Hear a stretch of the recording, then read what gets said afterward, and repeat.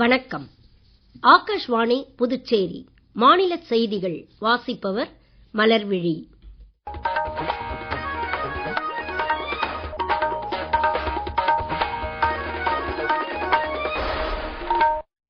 தலைப்புச் செய்திகள். பெண்களை மையமாக கொண்ட பல திட்டங்களை அரசு செயல்படுத்தி வருவதால் சமூகத்தின் அனைத்து பிரிவினரும் பயன்பெற்று வருவதாக பிரதமர் திரு நரேந்திர மோடி கூறியுள்ளார். பிரதமர் திரு நரேந்திர மோடி தலைமையிலான அரசின் பல்வேறு முயற்சிகளால் விண்வெளித்துறையில் இந்தியா முன்னெப்போதும் இல்லாத உயரங்களை எட்டியுள்ளது. வீட்டு உபயோகம் மற்றும் மாணவர்களுக்கு தேவையான பல்வேறு பொருட்கள் மற்றும் சேவைகள் மீதான வரி குறைப்பினால் மக்கள் மீதான வரிச்சுமை கணிசமாக குறைந்துள்ளது. உற்பத்தி உட்பட எல்லா துறைகளிலும் தரத்தை உறுதிப்படுத்தினால் மட்டுமே நல்ல எதிர்காலம் சாத்தியமாகும் என்று புதுச்சேரி துணைநிலை ஆளுநர் திரு கைலாஷ்நாதன் கூறியுள்ளார். இனி விரிவான செய்திகள்.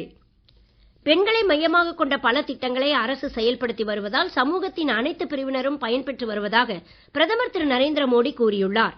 இன்று பீகார் மாநிலத்திற்கான முதலமைச்சரின் மகளிர் வேலைவாய்ப்பு திட்டத்தையும் இத்திட்டத்தின் கீழ் பீகார் மாநிலத்தின் பல்வேறு பகுதிகளைச் சேர்ந்த 75 லட்சத்திற்கும் மேற்பட்ட பெண்களின் வங்கிக் கணக்கில் தலா 10,000 ரூபாய் செலுத்தும் பணிகளையும் இன்று புதுடெல்லியிலிருந்து காணொலி காட்சி மூலம் அவர் தொடக்கி வைத்தார்.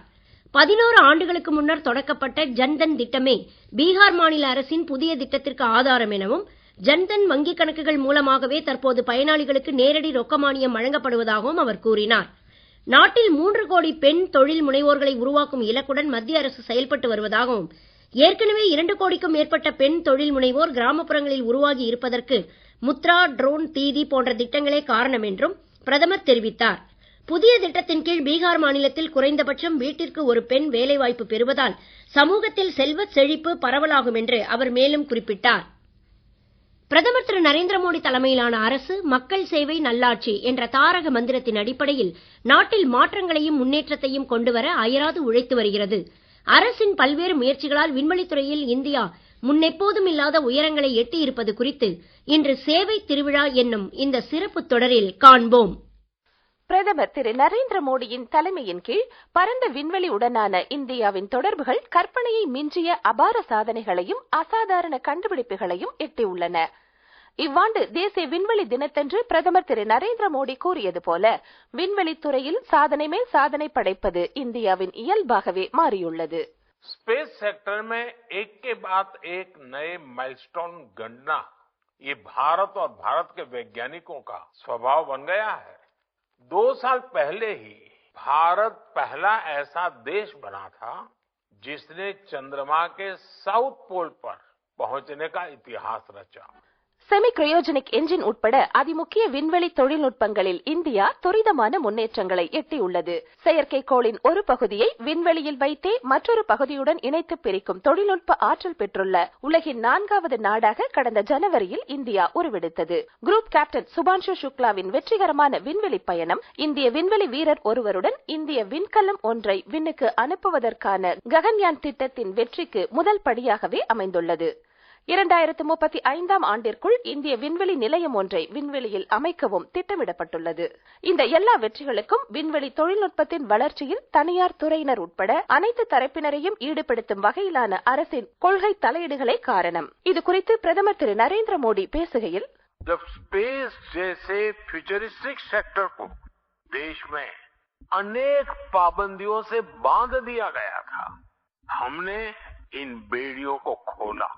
हमने प्राइवेट सेक्टर को स्पेस टेक में परमिशन दी और आज देखिए देश में 350 से ज्यादा स्टार्टअप्स स्पेस टेक के इनोवेशन और एक्सेलरेशन का इंजन बनकर उभर रहे हैं. இந்தியாவில் வேளாண்மை, மீன்வளம், பேரிடர் நிர்வாகம் உள்ளிட்ட துறைகளுக்கான செயற்கைக்கோள் ஆதரவு, உள்கட்டமைப்பு துறையில் புவி விண்ணியல் தரவுகள் மூலமான திட்டமிடல் போன்ற புதிய வசதிகளால் அனைத்து பிரிவு மக்களின் வாழ்க்கை எளிதாகி வருகிறது. பிரதமர் திரு நரேந்திர மோடி தலைமையின் கீழ் விண்வெளித்துறையில் இந்தியாவின் லட்சியங்கள் அதிநவீன தொழில்நுட்பங்களை நாட்டின் முன்னேற்றத்துடன் ஒருங்கிணைக்கும் வகையில் மறுவரையறை செய்யப்பட்டுள்ளன. கப்பல் துறைக்கு தேவையான பணியாளர்களை வழங்கும் உலகின் 3வது பெரிய நாடாக இந்தியா உருவெடுத்திருப்பதாக மத்திய கப்பல் துறை அமைச்சர் திரு சர்பானந்த சோனோவால் கூறியுள்ளார்.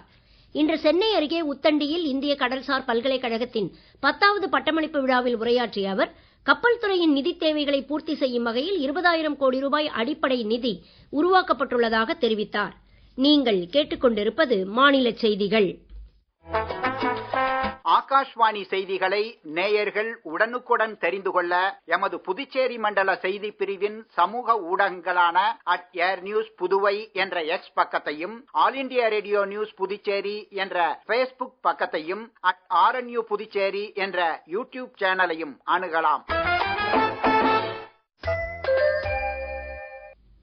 செய்திகள் தொடர்கின்றன.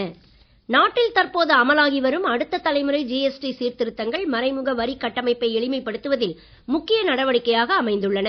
இதுவரை 4 அடுக்குகளாக இருந்த ஜிஎஸ்டி கட்டமைப்பு 5%, 18% என 2 அடுக்குகளாக குறைக்கப்பட்டுள்ளது. வீட்டு உபயோகம் மற்றும் மாணவர்களுக்கு தேவையான பல்வேறு பொருட்கள் மற்றும் சேவை மீதான வரி குறைப்பினால் மக்கள் மீதான வரிச்சுமை கணிசமாக குறைந்துள்ளது. இது குறித்து ஒரு செய்தி தொகுப்பு. அடுத்த தலைமுறை ஜிஎஸ்டி சீர்திருத்தங்களின் கீழ் நோட்டு புத்தகங்கள் மற்றும் பென்சில், ஷார்ப்னர் உள்ளிட்ட எழுது பொருட்களுக்கு முழு வரி விலக்கு அளிக்கப்பட்டுள்ளது. இதனால் இத்தகைய பொருட்களின் விலையும் மாணவர்கள் மீதான நிதி சுமையும் கணிசமாக குறைகின்றன. 2500 ரூபாய்க்கு மிகாமல் விலையுள்ள காலணிகள் மீதும் இதேபோல வரி குறைப்பு அமலுக்கு வந்துள்ளது. கல், மரம் மற்றும் உலோக சிலைகளும் 12% வரி அடுக்கிலிருந்து 5% அடுக்கிற்கு மாற்றப்பட்டுள்ளன. வரி விகிதம் கணிசமாக குறைக்கப்பட்டுள்ளதால் சாதாரண மக்கள் இப்பொருட்களை வாங்குவது எளிதாகி இருப்பதுடன் உற்பத்தி அதிகரித்து பொருளாதாரம் ஊக்கம் பெறும் என நிபுணர்கள் தெரிவித்துள்ளனர். உள்ளூர் உற்பத்தியாளர்கள், கைவினை கலைஞர்கள் மற்றும் தொழில்துறையினருக்கு உதவும் வகையில் பொதுமக்கள் சுதேசி பொருட்களை மட்டுமே வாங்கி பயன்படுத்த வேண்டும் என்றும் பிரதமர் திரு நரேந்திர மோடி வேண்டுகோள் விடுத்துள்ளார். தொலைநோக்கு பார்வை கொண்ட பிரதமர் திரு நரேந்திர மோடியின் எல்லா திட்டங்களும் அனைத்து மக்களுக்கும் தரமான வாழ்க்கை, தரமான சேவை மற்றும் தரமான பொருட்கள் கிடைப்பதை மையமாக கொண்டே செயல்படுத்தப்படுவதாக புதுச்சேரி துணைநிலை ஆளுநர் திரு கைலாஷ்நாதன் கூறியுள்ளார். நல்ல எதிர்காலத்திற்கான நீடித்த வளர்ச்சி இலக்குகளை எட்டுவதில் தர உறுதிப்பாட்டின் முக்கியத்துவம் என்பது குறித்து சம்பந்தப்பட்ட பல்வேறு தரப்பினரின் பங்கேற்புடன் இந்திய தர நிர்ணய அமைவனம் சார்பில் புதுச்சேரியில் இன்று நடைபெற்ற மாநாட்டில் தலைமை விருந்தினராக அவர் கலந்து கொண்டு உரையாற்றினார். தொழிலக உற்பத்தி மட்டுமின்றி கல்வி, உணவு, குடிநீர், மருத்துவம், சுற்றுச்சூழல் என அனைத்திலும் தரத்தை உறுதிப்படுத்தினால் மட்டுமே நல்ல எதிர்காலம் சாத்தியமாகும் என்றும் அவர் வலியுறுத்தினார். தொழில் நிறுவனங்கள், ஆராய்ச்சி அமைப்புகள், கல்வி நிறுவனங்கள், நுகர்வோர் அமைப்புகள் உட்பட அனைத்து தரப்பினரும் ஒருங்கிணைந்து செயல்பட்டால்தான் எல்லா துறைகளிலும் தரத்தை உறுதிப்படுத்த முடியும் என்றும் அவர் கூறினார். தர நிர்ணய அமைவனத்தின் தென்மண்டல முதுநிலை இயக்குனர் திரு தயானந்த் உள்ளிட்டோர் இந்நிகழ்ச்சியில் கலந்து கொண்டனர். அரியாங்குப்பம் பாரதியார் பல்கலைக்கூடத்தின் தாகூர் கலாச்சார வளாகத்தில் 7.33 கோடி ரூபாய் மதிப்பீட்டில் விடுபட்ட கட்டிடப் பணிகள் மற்றும் திறந்தவெளி கலையரங்கம் அமைக்கும் பணிகளை முதலமைச்சர் திரு ரங்கசாமி இன்று பூமி பூஜை செய்து தொடக்கி வைத்தார். சட்டப்பேரவைத் தலைவர் திரு ஆர் செல்வம், பொதுப்பணித்துறை அமைச்சர் திரு லட்சுமி நாராயணன், கலை பண்பாட்டுத்துறை அமைச்சர் திரு திருமுருகன், சட்டமன்ற உறுப்பினர் திரு பாஸ்கர் என்கிற தட்சிணாமூர்த்தி உட்பட பலர் இதில் கலந்து கொண்டனர். பிரதமரின் சூரிய வீடு இலவச மின்சார திட்டம் குறித்து புதுச்சேரியில் நாளை 13 இடங்களில் விழிப்புணர்வு முகாம்கள் நடைபெற உள்ளன. திருவிக அரசு உயர்நிலைப்பள்ளி, பூமியான்பேட்டை மின்துறை இளநிலை பொறியாளர் அலுவலகம், காலாப்பட்டு பல்நோக்கு கூடம் உள்ளிட்ட இடங்கள் இதில் அடங்கும். சூரிய வீடு இலவச மின்சார திட்டத்தின் நன்மைகள் குறித்தும், வீட்டு மேற்கூரையில் சூரிய சக்தி மூலமான மின் உற்பத்தி வசதிகளை நிறுவி பராமரிக்க அரசு வழங்கும் உதவிகள் குறித்தும் இம்முகாம்களின் போது பொதுமக்களுக்கு எடுத்துக் கூறப்படும். புதுச்சேரியில் இதுவரை 1644 வீடுகளில் மொத்தம் 11.7 கோடி ரூபாய் மானியத்துடன் மேற்கூரை சூரிய மின் உற்பத்தி வசதிகள் நிறுவப்பட்டுள்ளதாகவும், இதில் 825 வீடுகளின் மின் நுகர்வு 0 யூனிட்டாக குறைந்திருப்பதாகவும் மின்துறை செய்திக்குறிப்பு ஒன்றில் தெரிவிக்கப்பட்டுள்ளது. ஆசிய கோப்பைக்கான 20 ஓவர் கிரிக்கெட் போட்டித் தொடரில் இன்றிரவு 8 மணிக்கு துபாயில் நடைபெறும் போட்டியில் இந்தியா, இலங்கை அணிகள் மோத உள்ளன. இவ்விரு அணிகளில் இந்தியா ஏற்கனவே இறுதிப் போட்டிக்கு தகுதி பெற்றுள்ளது. பாகிஸ்தான் அணி நேற்றிரவு நடைபெற்ற போட்டியில் பங்களாதேஷ் அணிக்கு எதிராக வெற்றி பெற்று இறுதிப் போட்டிக்குள் நுழைந்துள்ளது. இந்தியா, பாகிஸ்தான் அணிகளுக்கு இடையிலான இறுதிப் போட்டி வரும் ஞாயிற்றுக்கிழமை நடைபெறும். இன்று வங்கக்கடலில் நிலவும் காற்றழுத்த தாழ்வு பகுதி காற்றழுத்த தாழ்வு மண்டலமாக வலுப்பெற்று நாளை காலை தெற்கு ஒடிசா மற்றும் வடக்கு ஆந்திர கரையை கடக்கக்கூடும் என எதிர்பார்க்கப்படுகிறது. மேற்கு திசை காற்றின் வேக மாறுபாடு காரணமாக இன்றைய தினம் நீலகிரி, தேனி, தென்காசி, கன்னியாகுமரி மாவட்டங்களிலும், கோவை, நெல்லை மாவட்ட மலைப்பகுதிகளிலும் ஓரிரு இடங்களில் கனமழைக்கு வாய்ப்பு இருப்பதாக சென்னை வானிலை ஆய்வு மையம் தெரிவித்துள்ளது. தமிழகத்தில் ஓரிரு இடங்களிலும், புதுச்சேரி, காரைக்கால் பகுதிகளிலும் லேசானது முதல் மிதமான மழை பெய்யக்கூடும் என்று அறிவிக்கப்பட்டுள்ளது. மீண்டும் தலைப்புச் செய்திகள். பெண்களை மையமாக கொண்ட பல திட்டங்களை அரசு செயல்படுத்தி வருவதால் சமூகத்தின் அனைத்து பிரிவினரும் பயன்பெற்று வருவதாக பிரதமர் திரு நரேந்திர மோடி கூறியுள்ளார். பிரதமர் திரு நரேந்திர மோடி தலைமையிலான அரசின் பல்வேறு முயற்சிகளால் விண்வெளித்துறையில் இந்தியா முன் எப்போதும் இல்லாத உயரங்களை எட்டியுள்ளது. வீட்டு உபயோகம் மற்றும் மாணவர்களுக்கு தேவையான பல்வேறு பொருட்கள் மற்றும் சேவைகள் மீதான வரி குறைப்பினால் மக்கள் மீதான வரிச்சுமை கணிசமாக குறைந்துள்ளது. உற்பத்தி உட்பட எல்லா துறைகளிலும் தரத்தை உறுதிப்படுத்தினால் மட்டுமே நல்ல எதிர்காலம் சாத்தியமாகும் என்று புதுச்சேரி துணைநிலை ஆளுநர் திரு கைலாஷ்நாதன் கூறியுள்ளார். இத்துடன் இந்த செய்தி அறிக்கை நிறைவு பெறுகிறது. வணக்கம்.